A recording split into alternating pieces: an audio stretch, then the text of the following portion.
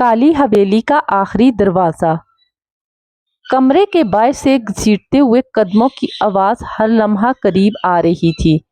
گس گس گس۔ احمد کے ہاتھ کانپ رہے تھے، لیکن اس نے ڈائری کا اگلا صفحہ کھولا۔ اس پر لکھا تھا، آج سے 50 سال پہلے اس حویلی کا مالک ایک بہت امیر شخص تھا۔ دولت کی ہوس میں اس نے ایک کالا عمل کرنے والے شخص کی بات مان لی۔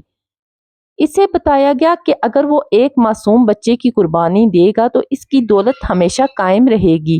احمد نے اگلا صفحہ پلٹا۔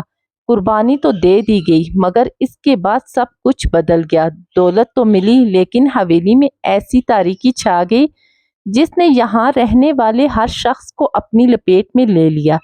ایک ایک کر کے سب لوگ پراسرار طریقوں پر مر گئے اور ان کی بے چین روحیں اس حویلی میں قید ہو گئیں۔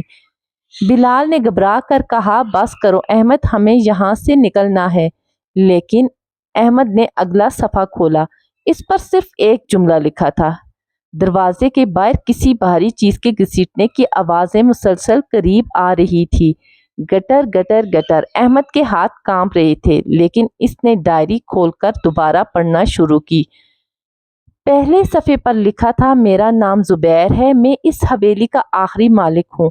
اگر تم یہ ڈائری پڑھ رہے ہو تو جان لو کہ تم بھی اس جال میں پھنس چکے ہو جس میں ہم سب پھنسے تھے۔ ڈائری کے اگلے صفحات پر خوفناک حقیقت درج تھی۔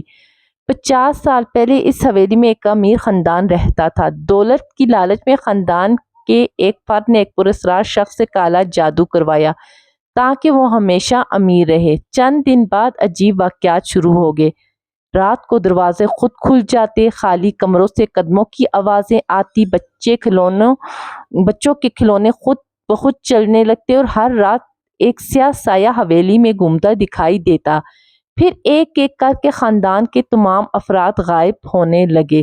کوئی لاش کبھی نہیں ملی، صرف ان کی چیخیں دیواروں میں قید رہ گئیں۔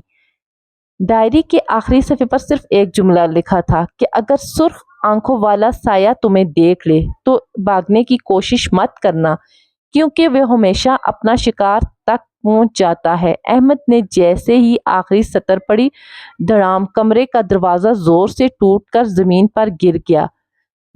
دھوئیں کے بادل پورے کمرے میں پھیل گئے۔ اس دھند میں سے آہستہ آہستہ ایک لمبا سایہ اندر داخل ہوا اور اس کی آنکھیں سرخ انگاروں کی طرح چمک رہی تھی۔ اس کے قدم زمین پر نہیں پڑ رہے تھے، بلکہ وہ ہوا میں تیرتا ہوا ان کی طرف بڑھ رہا تھا۔ بلال خوف سے چیخا، احمد بھاگو! دونوں پوری طاقت سے کمرے سے باہر بھاگے، لیکن جب وہ ہال میں پہنچے تو دیکھا کہ پوری حویلی بدل چکی تھی۔ دیواروں پر خون کے جیسے سرخ دھبے تھے، ہر طرف بچوں کے ہاتھوں کے نشانات بنے ہوئے تھے اور دور اندھیری راہداری کے آخر میں وہی چھوٹی بچی اپنی پرانی گڑیا ہاتھ میں لیے خاموشی سے کھڑی تھی۔ اس نے آہستہ سے مسکرا کر کہا، اب تم یہاں سے کبھی نہیں جا سکو گے۔